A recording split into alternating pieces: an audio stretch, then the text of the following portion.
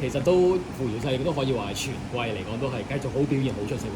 佢好準㗎，佢就算輸人都係好近嘅，成日喺前面翻嚟。同埋今次係咪都主動揾潘頓，還是調翻轉係佢揾你先？唔話邊個揾邊個嘅，即係大家夾啱今日佢跑啊，同埋都大家同馬主大家關係都熟嘅，大家都識嘅，咁所以就夾到今日佢可以跑。隻馬加分之後贏咗馬加分之後就都90幾分啦。其實輝哥你點樣睇佢下季嗰個表現或者點？會唔會仲期望佢真係可以突破到100分以上啊？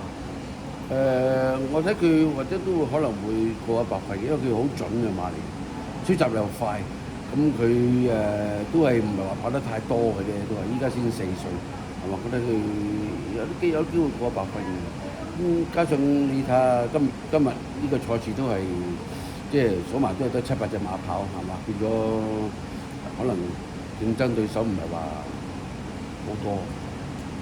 再一次多謝輝哥，多謝你，感謝你，thank you。